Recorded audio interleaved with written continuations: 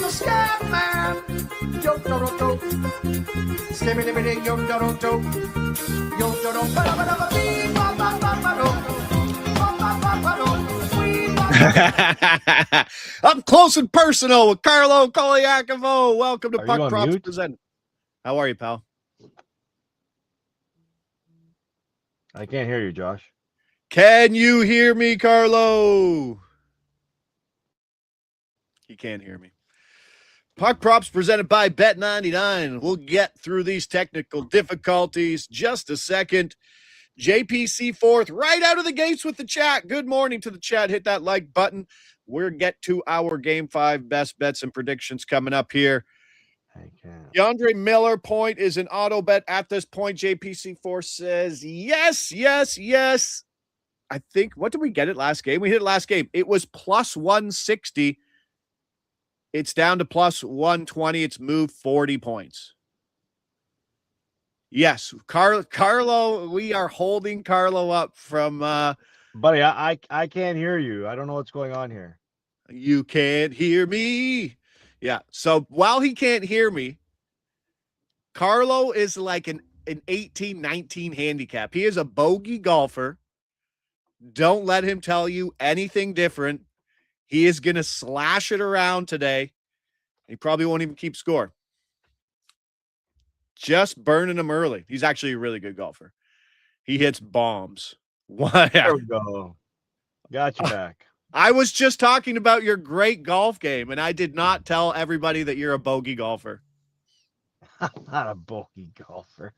See the way he says that? Like he was disgusted by it. That's what he thinks. I'm that's very what he thinks disgusted that you think I'm a bogey golfer. All right. What's the best part of your golf game? If you were to create a player, your golf guy, where are all those attributes going? Putting. Putting's my I'm more of like again, I'm a 7 handicap. I'm not I don't blow you away with my distance, but what I am is I'm a great scramble golfer. If I'm not on the fairway off the tee, like I could find a way to get on the green and 2-putt. That's you put That's me exactly anywhere on the green.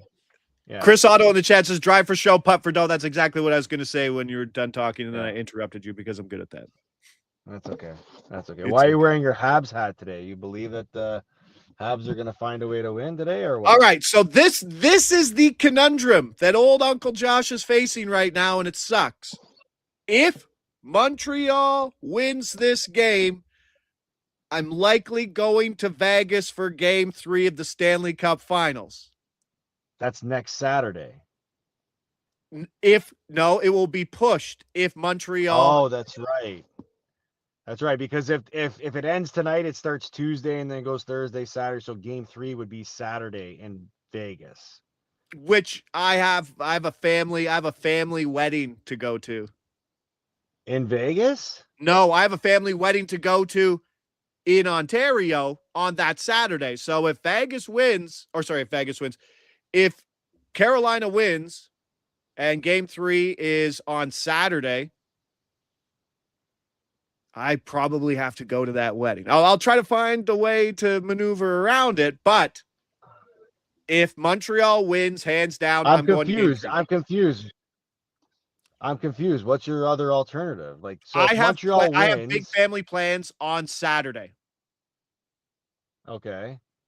So if this series wraps up tonight, Saturday, like it's being priced as it will, Game 3 of the Stanley Cup Finals in Vegas, which I'm trying to get to, will be on that Saturday. Right. So you're saying if Montreal wins, that Game 3 gets pushed to Monday. And you can still go. Yes.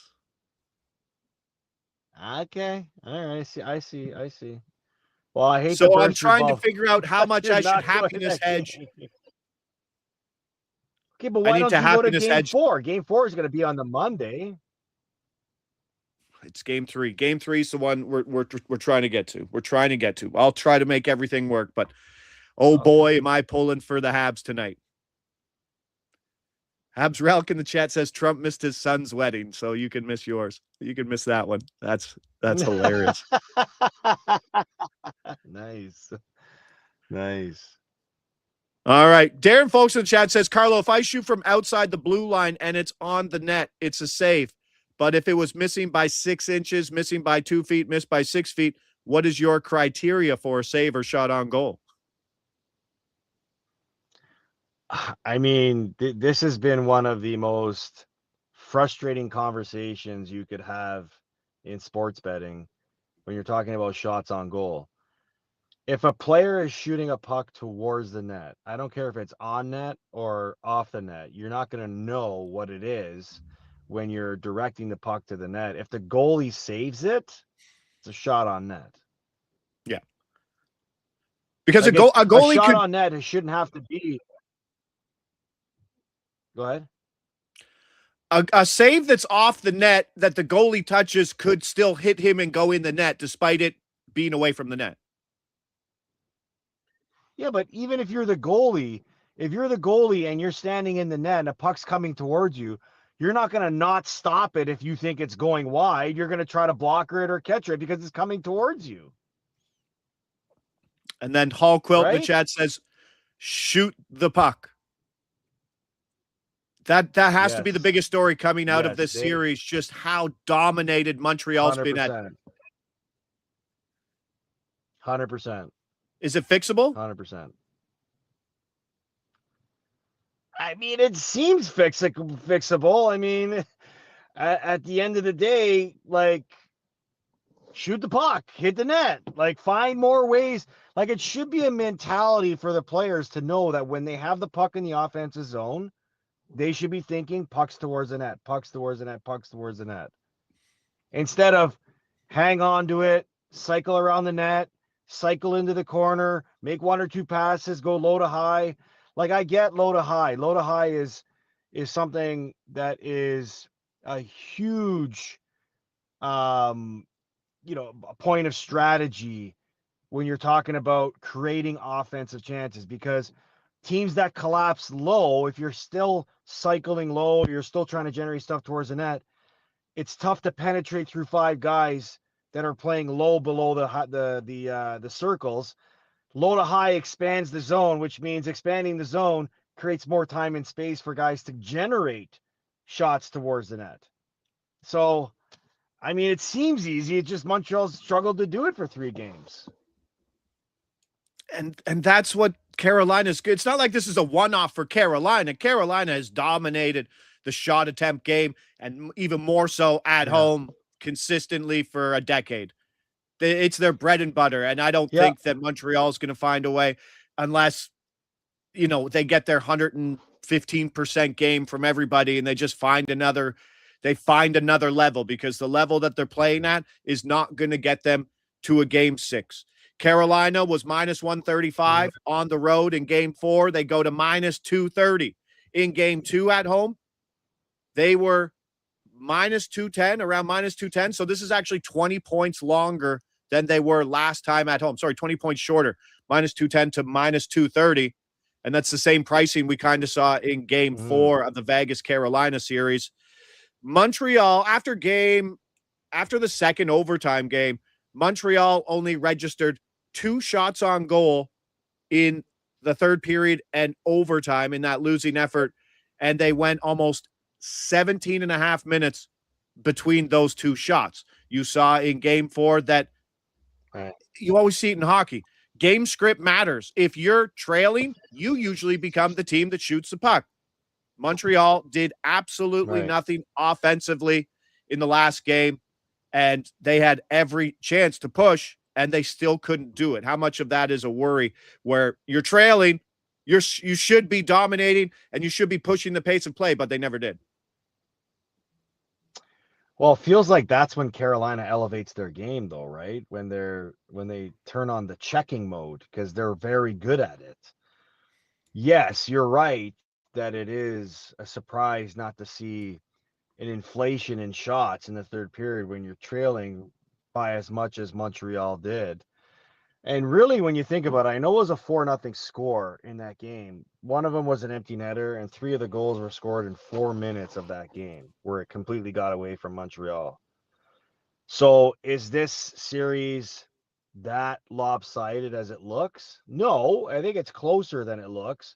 It feels more lopsided just because of the pace you're seeing Carolina play at the shots you're seeing Carolina generate, and the chances you're seeing Carolina generate versus what Montreal's generating. So I don't know if we necessarily need to, handicap it in the way that we think that Carolina's absolutely dominating them. Yeah, they're dominating them in certain areas, but not when it comes to, the gap between winning and losing. Because again, they lost 2 overtime games in 2 and 3. And last game was a 4-minute stretch where the game got away from them. So the challenge is, like you said, how do you break through this mature, disciplined structure that Carolina plays with? That's the challenge. And the challenge for Montreal is they look fatigued, like very, very fatigued. It looked like the 2 series they had coming into this has finally caught up to them. Our boy Lane Hudson just getting beat up, playing big minutes, and he's taking a beating, and this is his first run in the playoffs, and obviously an undersized defenseman, and he's played, 17 games? Sorry, 18 games already, and it looks like it's wearing him down as well. Yeah, absolutely. And the physical toll he's taken too. Like, Carolina's definitely targeted him. Yeah, as they should. But I'm looking for goals in the first period again. It's kind of been the MO. I believe Montreal's hit this in every game since game 2 of the Tampa Bay series, of the Buffalo series. And I mean, we're getting a good price on it just because it's a 5.5 total and it's kind of chopped up in the, it's not going to be minus 120. It's not going to be priced on hit rate when the total's 5.5. And we saw it. I thought it was dead in the water in game 4. Boom, boom, boom. Carolina, Carolina, Carolina. First period over. We'll take that. Miller and Walker, those are the guys that I'm looking for to continue to eat big minutes. Keandre Miller, point, as we mentioned in the chat. Big change in pricing from plus 160 to plus 120 for a point. I still think that plus 120 is good for a point. But if you can get if you can get jump over to Bet99. I got to see the pricing because I didn't look at that one. When people talking in the chat, they're saying, this is who I like for a point. Minus 110 or better. Minus 110 or better. Minus 110 or better. Plus 115. Shane Gostisbehere plus 115 is going on my card too. Heavy on the Carolina D-men. I didn't think it would be plus 115. I was going to get it at even money. I'm still amazed that it's plus 115. I rather Shane Gostisbehere at plus 115 than Keandre Miller for a point at plus 125. I think the correction in Miller is kind of a lot closer to fair price, but I still think for any PP1, any PP1 defenseman, 18 plus minutes, plus 115 is a little long. If you saw the price of gas in Montreal, there's a lot of people out of gas. Oh, Habs, Relic. Are you guys paying more for gas up there? And I will say, as soon as Carlo said penetrated, I think he said penetrate 5 guys. I think he did say that. I laughed too. So Mikey Glove saves, same. Appreciate you there. Carlo is coming back. Grant Clark in the chat's looking to see if Jonathan Davis is around. Obviously, hope Jonathan Davis is there. They lose when you're wearing that hat. I know. I'm sorry. You're not going to hear me, Carlo. I think you're done. It's all right, pal. We'll miss you. And if I was going to go golfing, I would do that exact same thing. I'm breaking up. I can't break it up. I'll see you. I'll see you in game 1. Enjoy the round, buddy. Always great to have Carlo on, and it's the same thing. Anybody you want to hear talk about the series, it's going to bring up this. I'll give you credit, pal. You're trying your best.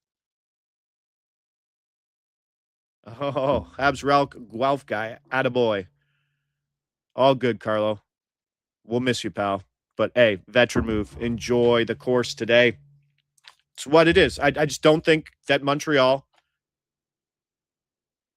And I mean, we're still talking about this, the fact that, like, okay, the shot on goal matters. I believe Andy was, when we were talking with Andy, he's like, Montreal has to get quality chances, and you can beat Freddie. That's your angle. You're not going to win the shot on goal battle. It's not the tell-all tale sign of who's going to win the game.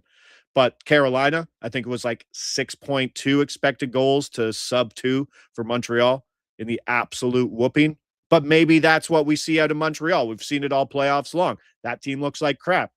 How do they bounce back? They did. 2 overtime losses probably took something out of them, but you're going to see the most motivated Montreal team in the entire playoffs right here. Got to score early. They can't give up that first goal. Carolina, you can't play from behind versus Carolina. Montreal has to play with the lead. Breaking news. Great stuff, Josh. But you can't play from behind and just play catch up. It's too hard to break through.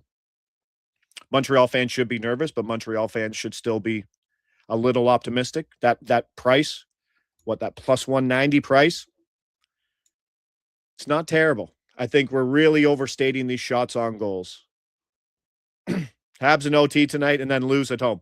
We'll take it, but I don't know if Montreal fans or that Montreal lineup can take another overtime game and then play again and continue in this series.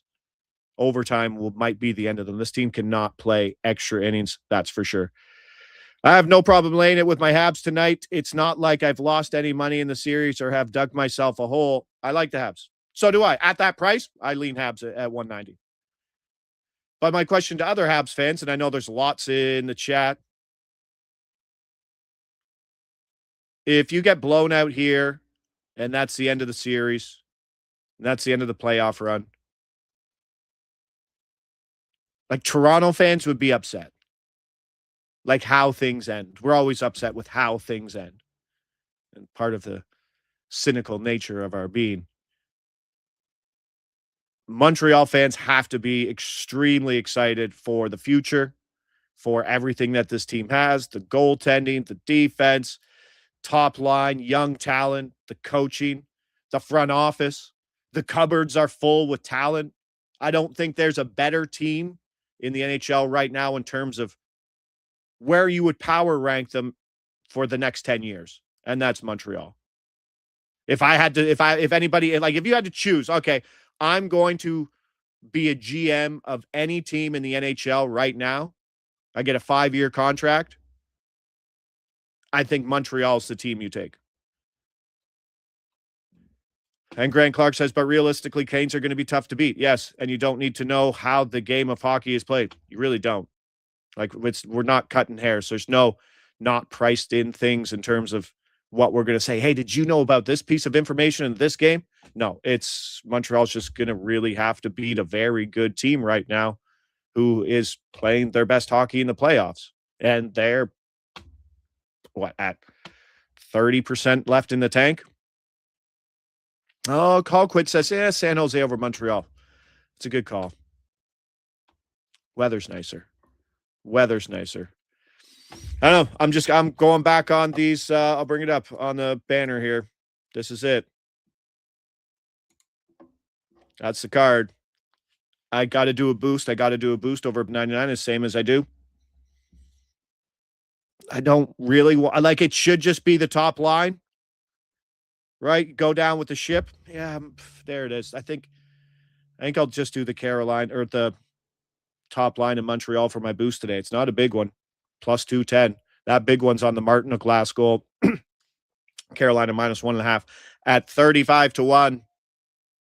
Just that's 0.2 units. That should say 0.2 units, as I've done that with a bunch of games. We missed the Howden in the Sealer in the Vegas, Colorado series, but it was there. Maybe we'll hit one of these 35-1s. Good luck to the Habs. If they're going to win it, it's not going to be a cheap win. It's going to be a tough battle.